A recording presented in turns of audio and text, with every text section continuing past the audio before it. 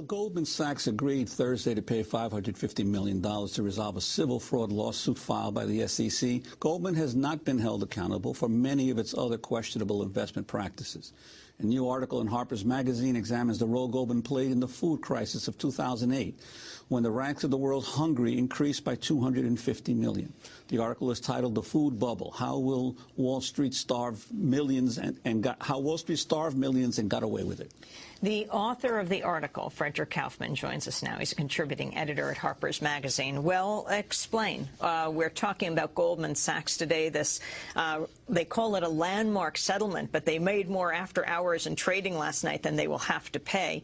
So let's look at Goldman Sachs and its record overall. Yeah, this is really, it's really outrageous. And on a certain level, this reform bill is really a sham, because it does not cover in any way, shape, or form what Goldman Sachs, and really, let's be honest here, it wasn't just Goldman, it was Goldman, and it was Bayer, and it was AIG, and it was Lehman, it was Deutsche, it was all across the board, JP Morgan Chase, what these banks were able to do in commodity markets, really, which reached its peak from 2005 to 2008 in what is now known as the food bubble. And as Juan points out, this is unconscionable what happened in the sense that their speculation and their restructuring of these commodity markets pushed 250 million new people into food insecurity and starving and brought the world total up to over 1 billion people. This is the most abysmal total in the history of the world. Now, what were these commodities markets like before the Wall Street firms got involved? And you have a haunting picture, especially of the Minneapolis exchange, or what it was before, what it was like. Could you talk about how things operated and then what Goldman Sachs did precisely? The wheat markets in particular in this country are the outcome of a process of development of over 150 years. And that is why, from about 1903 to 2003, the real price of wheat in this country has gone down. And this was one of the great reasons for America's great 20th century, the fact that we had cheap food, we had cheap bread, and Goldman in 1991 came up with a new idea and a new product, which, as I said before, completely restructured this market and completely threw it out of whack. But before we go there, we just have to maybe review for a second a little bit about how these markets worked and what kept that wheat price stabilized. And Juan, you mentioned the Minneapolis Grain Exchange, this kind of obscure syndicate in the Midwest, which is where the price of this particular kind of wheat, hard red spring wheat, which is the most widely traded wheat in the world, and it's the most widely exported wheat from the American continent. And we kind of set the world price on this wheat. This is where it happens. What's the history of that price being stabilized is you have traditionally in the wheat futures market two kinds of players. One are the farmers and the millers and the warehousemen, right? And this, of course, includes players like Domino's Pizza and Sara Lee and General Mills. Very large business capitalist stakes are in this wheat market, right? And they are called bona fide hedgers because they're actually buying and selling real wheat. As the price fluctuates in the futures markets, you also traditionally have speculators in this market, people who don't want wheat, don't have any place to put it if they bought it, but they're making money off buy orders and sell orders as the price fluctuates each day, and hopefully they're bringing in some money for themselves every day. That's the idea. Now, the key here is that both the bona fide hedgers and the speculators, every time they buy, they're also selling, and every time they sell, they eventually buy. So their positions are cleared off at the end of the day, okay? Goldman, we have to understand, and a lot of these banks are not interested in the particular structure of any of these markets. I think it's a lot of mistake people make when they think about how these bankers are working. We think that they're actually interested in the markets. We think that they're... No. What they're after are very large pools of cash for themselves. They're after accumulating huge pools of money that they can do with whatever they like on a day-to-day basis, right? And so Goldman in 1991 came up with this idea of the Commodity Index Fund, which really was a way for them to accumulate huge piles of cash for themselves. It wasn't really about the markets anyway. The market was just an excuse. And so the fact that they threw these wheat markets out of whack didn't really matter to them. How did this work? Instead of a buy and sell order like everybody does in these markets, they just started buying. It's called going long. They started going long on wheat futures. Okay? And every time one of these contracts came due, they would do something called rolling it over into the next contract. So they would take all those buy promises they had made and say, okay, we'll buy more later. And plus we're going to buy more now. And they kept on buying and buying and buying and buying and accumulating this unprecedented, this historically unprecedented pile of long-only wheat futures. And this accumulation created a very odd phenomenon in the market. It's called a demand shock. Usually prices go up because supply is low, right? That's the idea. There's not a lot of supply, so the price goes up. In this case, Goldman and the other banks had introduced this completely unnatural and artificial demand to buy wheat. And that then set the price up. Now, a lot of people are saying, oh, it was biofuel production, it was drought in Australia, it was floods in Kazakhstan. Let me tell you, hard red wheat generally trades between $3 and $6 per 60-pound bushel. It went up to $12, then $15, then $18. Then it broke 20, and on February 25th, 2008, hard red spring futures settled at $25 per bushel. This is completely beyond the pale, particularly at almost 10 times its historic price. Yeah, it was just completely out of control. And of course, the irony here is that in 2008, it was the greatest wheat-producing year in world history. The world produced more wheat in 2008 than ever before. And here's the other outrage of it, which is that at the time that Goldman and these other banks are completely messing up the structure of this market, they've protected themselves outside the market through this really almost diabolical idea called replication, which is what I discovered when I was looking into how they had structured this. What they do, let's say, Juan, you want me to invest for you in the wheat market. You give me $100, okay? Well, what I should be doing is putting $100 in the wheat markets, but I don't have to do that. All I have to do is put $5 in, good faith promise. And with that $5, I can hold your $100 position. Well, now I got 95 of your dollars. What am I going to do with them? Well, what Goldman did with hundreds of billions of dollars, and what all these banks did with hundreds of billions of dollars, is they put them in the most conservative, no fools they put it in the most conservative investments conceivable. They put it in T-bills. And then what did they do?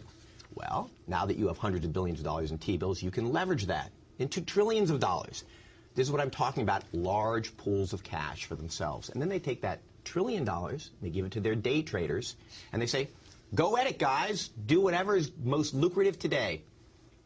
And so, as billions of people starved, they use that money to make billions of dollars for themselves. And the result was, as the price went up, that there were food riots around the world, and what about the human dislocation that occurred? Yeah, in 2008 there were food riots in more than 30 countries. The global price of food rose over 80%. This had an effect not only on wheat, but on corn, on soy, on cooking oil, on rice. You know, people talk about globalization. We don't need to set prices or have tariffs because we're globalized. You know, people can buy their wheat anyway. Well, gee, guess what happened when the price of wheat started going through the roof? Something new, which was something old, came up called nationalism, and people said, "Okay, sorry, we're closing our wheat and we're setting up tariffs." And you had riots, you had hunger, you had a disaster, you had a global disaster. Because remember, in America, we're spending maybe 15% of our weekly paycheck on food, right? I mean, maybe you remember a couple of years ago, why was that dozen eggs so expensive? Why was that milk so expensive? Why was that meat so expensive? That's 15%. For most people on the earth, they're spending more than 50% of their daily income on their daily bread. And when their daily bread moves up 80%, they've just moved right into the ranks of the food insecure. And it was not only in Burkina Faso. This was in America. You had 49 million hungry families in America. You had 1 out of 5 children in America at soup kitchens. You had 1 million hungry people in Los Angeles. So, I mean, it is unconscionable that Wall Street has completely lost touch with the reality. They've forgotten that there is their mathematical formula, there's virtuality on the one hand. Gee, I can make a lot of money by making a formula. And on the other hand, there's reality. There are real things that they are affecting, and they've completely forgotten about it. It's a devastating effect. What do you think needs to be done? Well, the solution is interesting, and it's certainly is not going to be solved by the financial reform bill we've just seen.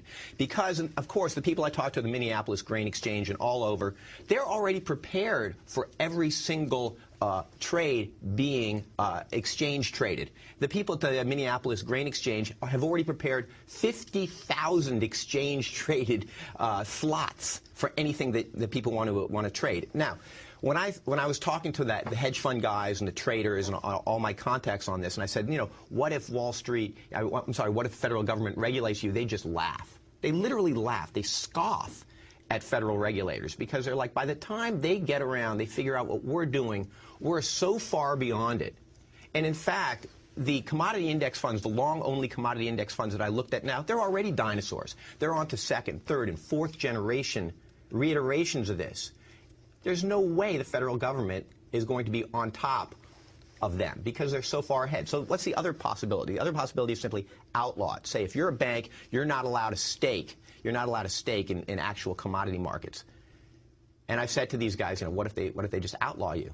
And once again, rather unsurprisingly, their reaction is outright laughter, because it takes them about 10 seconds to get over that problem. Either they make a phone call to London and do all their trading out of the London exchange, or they do an over-the-counter swap with a Cargill or a Nestle or a bona fide hedger, and it's taken care of. So what's the solution? I think the best solution that's been floated around in Washington and the groups I've been close to is an actual international or national grain reserve. I mean, we actually in this country, before this kind of mania of deregulation, had a farmer-owned grain reserve under the Clinton administration. Real grain held back so that in times of a bubble like this, regulators can say, look, you know, we have plenty of real wheat. Here's 100 million bushels of wheat. We can bring it to the market. We can bring that price back into a stable band. And this is, I think, in some ways the best solution. Real wheat to counter virtual madness. Well, yeah, as you were saying that the Wall Street firms are always able to devise new ways to get around regulation. I was reading in today's paper on the new bill, the financial regulation bill, that the banks have already devised new methods. For instance, that they are no longer able to charge such exorbitant interest rates on credit cards, so now they're going to begin imposing fees on checking accounts. And they just come up with an immediate new solution to keep making huge amounts of money and getting around the regulators. So even with this reserve situation that you raise about creating grain reserve, are there potentials for the Wall Street firms to figure out a new way to continue to control and make money off the food supply? Well, I think the theory behind what you're saying, Juan, is called market capture. In the sense that whenever you have a group of people, be they in the auto business or in the healthcare business, whenever they fear regulation from the government, this group is, of course, the most at-risk group. They are the ones who put more of their resources into understanding this regulation than anybody else, more of their lobbyists, more of their money into understanding what's going on, and therefore they're the ones who ultimately, the people whose interest it touches most intrinsically, are the ones who then capture that reform, market capture. So what I like about the grain reserve is that it's actually outside of the purview, outside of the financial purview. It's, as I said before, it's no longer in the realm of the virtual, it's no longer in the realm of the numbers. It's actual real wheat, and you can actually bring it to bear. You can bring it to markets. There was a complete madness for hard red spring wheat in 2008 when you had international orders coming in from Nigeria, from all over the world, and there literally was the perception that there was no wheat out there. And so this thing, as you say, goes up and up and up and up and up. If there is actually somebody who can bring real wheat and calm these markets, you're going to save lives. It's not just that you're going to save mortgages or that you're going to save, finances. That literally you no longer have those outrageous numbers of starving people on Earth, most of them women and children. We're going to leave it there. I want to thank you very much for being with us. The Food Bubble is Frederick Kaufman's piece in Harper's Magazine, How Wall Street Starved Millions and Got Away with It. We'll link to it at democracynow.org. This is Democracy Now! We'll be back in a minute.